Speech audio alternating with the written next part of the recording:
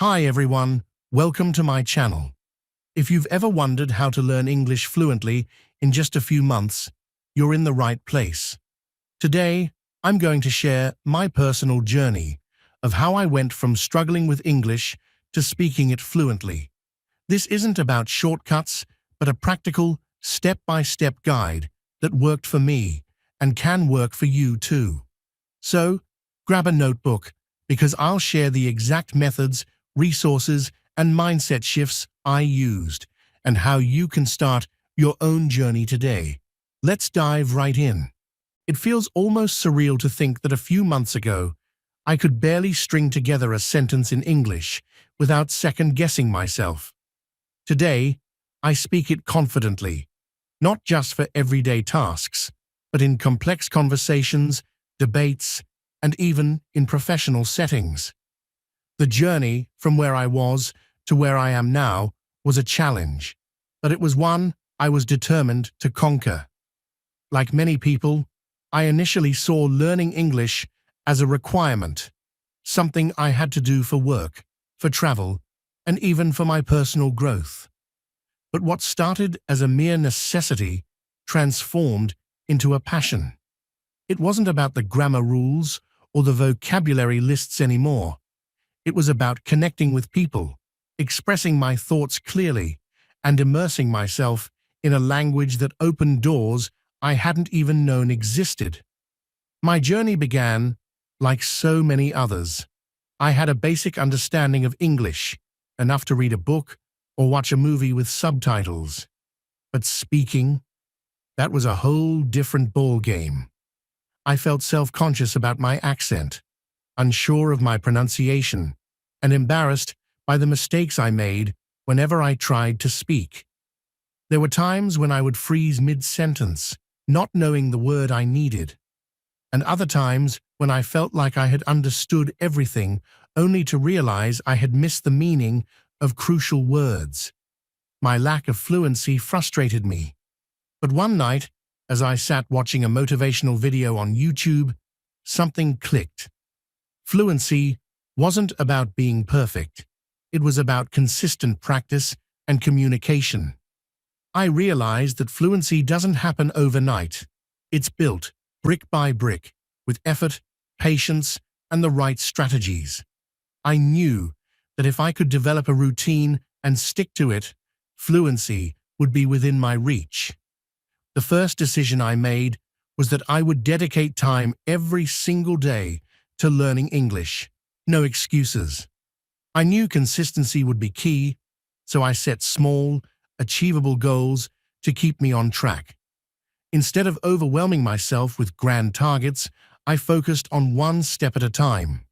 Learning 10 new words a day, listening to an English podcast for 15 minutes daily, and speaking at least once a day, no matter how clumsy or slow I felt.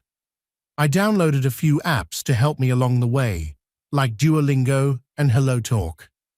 But I also knew that I couldn't rely solely on apps. I needed to surround myself with English, so I started making changes to my environment. One of the most powerful changes I made was surrounding myself with English. At first, it felt unnatural. I switched the language settings on my phone and laptop to English. It wasn't easy at first, especially when I struggled to find the right words in settings or apps I'd used in my native language for years. But soon enough, I got used to it, and the constant exposure to new words and phrases made me more comfortable.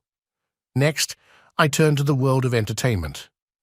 Movies and TV shows in English became my learning ground. I started with subtitles in my native language, then moved to English subtitles, and eventually tried watching without any subtitles at all.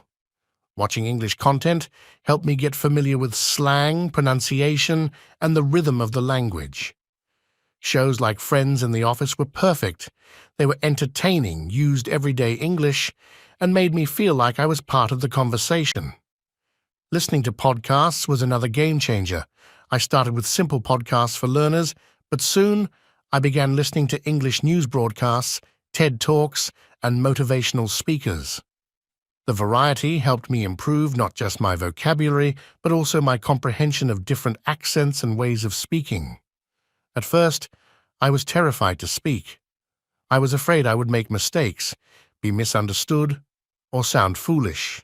But I soon realized that mistakes were a part of the process. I was learning, and every mistake was a stepping stone to getting better. I began by speaking to myself in English. It was awkward at first, but it worked. I'd describe my day, talk to myself about my plans, or practice new words I learned. Then, I moved on to finding conversation partners.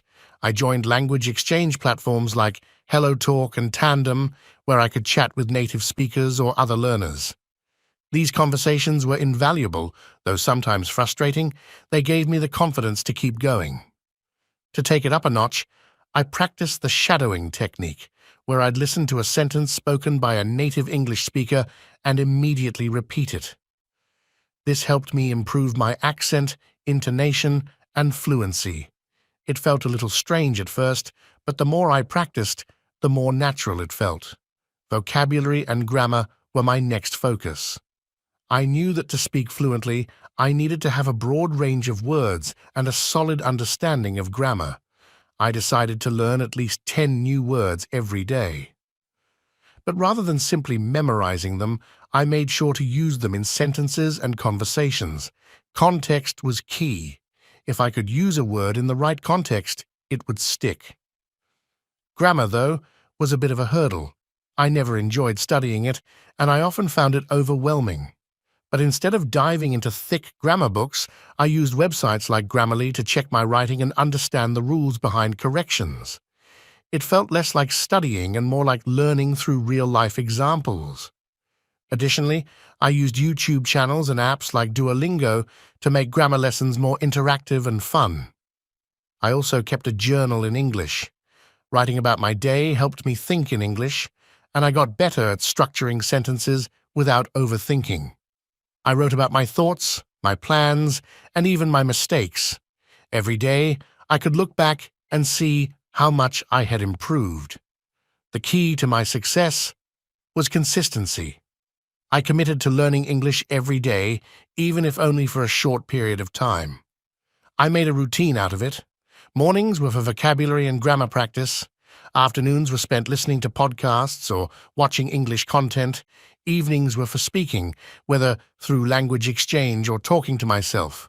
On weekends, I would reflect on the progress I had made, review what I had learned, and set new goals. Tracking my progress kept me motivated. I could see my improvement not just in the words I knew, but in my ability to have conversations.